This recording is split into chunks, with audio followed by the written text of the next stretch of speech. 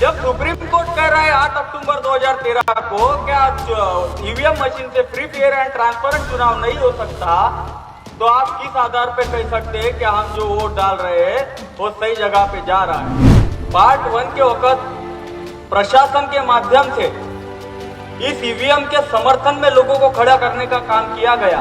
तो प्रशासन ने पार्ट 1 में ईवीएम मशीन के समर्थन में लाने का काम किया, लोगों को खड़े करने का काम किया, लेकिन प्रशासन सफल नहीं हुआ।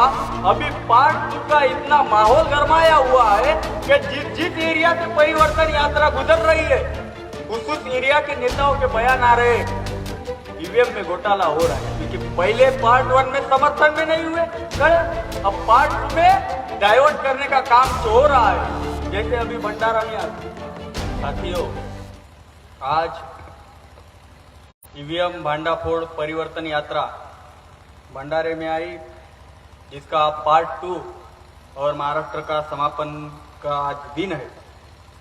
साथियों, देश में कई सारी यात्राएं चल रही है, लेकिन बहुजनों के हित में कोई यात्रा अगर चल रही होंगी तो केवल एकमात्र ऐसी यात्रा है जो ईवीएम भांडाफोड़ यात्रा। साथियों, आज देश में कई सारी समस्याएं निर्माण हुई और निर्माण हुई जिसका कारण ईवीएम मशीन है, ये लोगों को समझ में आया।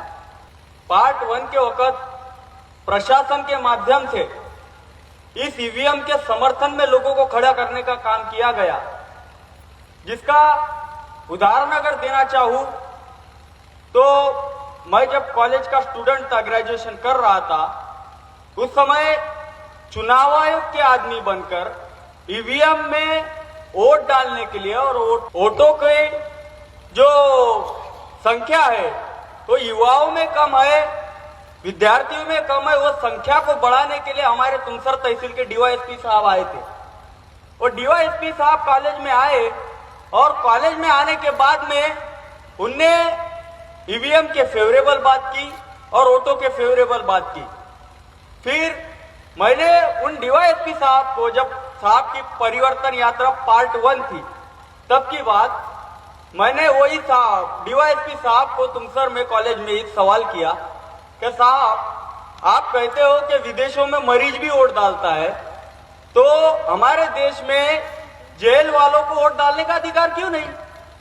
दूसरी बात साथियों, आप कहते हो कि युवाओं की संख्या बढ़नी चाहिए, विद्यार्थियों का वोटिंग परसेंटेज बढ़ना चाहिए, लेकिन जब सुप्रीम कोर्ट कह रहा है 8 अक्टूबर 2013 को क्या ईवीएम मशीन से फ्री फेयर एंड ट्रांसपेरेंट चुनाव नहीं हो सकता, तो आप किस आधार पे कह सकते हैं कि हम जो वोट डाल रहे हैं वो सही जगह पे जा रहा है? और तीसरे सवाल मैंने तीसरी जो सवाल था वो एक अपील थी, जो थी कि आप वीवीपीएटी मशीन, और साहब का बकायदा नाम लेके उनको बोला कि वीवीपीएटी से जो साहब ने 2017 में सुप्रीम कोर्ट से केस जीते, उस मशीन के वीवीपीएटी के पेपर का और मशीन के वोटों का मिलाप किया जाए। ऐसे एक अपील और 2 सवाल मैंने किए। तो वो डीवाईएसपी और उनके साथ में थानेदार साहब थे। डीवाईएसपी साहब ने आदेश दिया थानेदार साहब को, क्या आप बोलिए, मेरे को इन सारी बातों का अता पता नहीं है। थानेदार साहब खड़े हुए और डाइस पे थानेदार साहब गर्व से बोल रहे थे कि मुझे भी इन सारी बातों का अता पता नहीं है, मैं ईवीएम मशीन को छोड़कर, वोटिंग को छोड़कर अब हेलमेट पे बताता हूं। तो प्रशासन ने पार्ट 1 में ईवीएम मशीन के समर्थन में लाने का काम किया, लोगों को खड़े करने का काम किया, लेकिन प्रशासन सफल नहीं हुआ।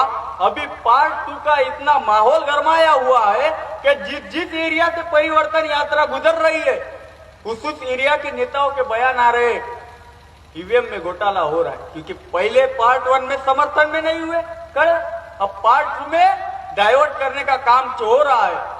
जैसे अभी भंडारा में आई, आखिरी दिन है, भंडारा और गोंदिया का संयुक्त है, भंडारा में आई। अब वो देखेंगे भंडारा और गोंदिया का बड़ा नेता कौन। नाना पटोले, जरा बोलो तो। अरे वो मेत्रान साहब की सभा तुम्हारे भंडारा गोंदिया में हुई, लोग जागरूक हो रहे, ईवीएम के समर्थन में, अपने ईवीएम के विरोध में खड़े हो रहे, जरा बोलो तो।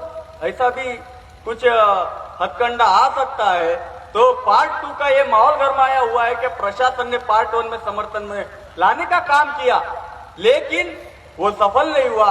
पार्ट 2 में डाइवर्ट करने का काम चल रहा है, लेकिन वो भी सफल होने नहीं दिया जाएगा। मेश्राम साहब ने महिला मूल निवासी संघ के अधिवेशन में महिलाओं को 15 लाख बूथों पर वोटिंग मशीन फोड़ने के लिए वोटिंग मशीन फोड़ने के लिए तैयारी करने को कहा। मेश्राम साहब हमेशा एक बात कहते हैं कि बिना कीमत चुकाए आजादी नहीं मिलती। अगर आजादी चाहिए तो कीमत चुकानी पड़ेगी, लेकिन भारत मुक्ति मोर्चा के अंडर में जो विंग्स है उसमें एक भारतीय युवा मोर्चा है, इसमें एक भारतीय बेरोजगार मोर्चा है। उन युवाओं को और बेरोजगारों को मेश्राम साहब के माध्यम से इस काबिल बनाया जा रहा है कि वो आगे चल के देश चलाए। हम आजादी के लिए कीमत चुका रहे साहब, हम आजादी के लिए देश कीमत चुका रहे, लेकिन आप अगर हमें शासक बनाने की बात कर रहे हैं तो हम इसके लिए भी कीमत चुकाने के लिए तैयार है। तो मेश्राम साहब को मैं यही अपील करना चाहूंगा और अपने राष्ट्रीय प्रभारी को मैं यही अपील करना चाहूंगा, क्या जब भी आप देश में ईवीएम को फोड़ने का कार्यक्रम करोगे या ऐलान करोगे, उस ईवीएम को फोड़ने के ऐलान में और उस ईवीएम को फोड़ने के कार्यक्रम में हम युवा और बेरोजगारों को भी भागीदारी दी जाए संख्या के अनुपात में। बस इतनी अपील मैं करना चाहूंगा। आपने मेरी बात ध्यान से सुनी, इसके लिए धन्यवाद, आभार।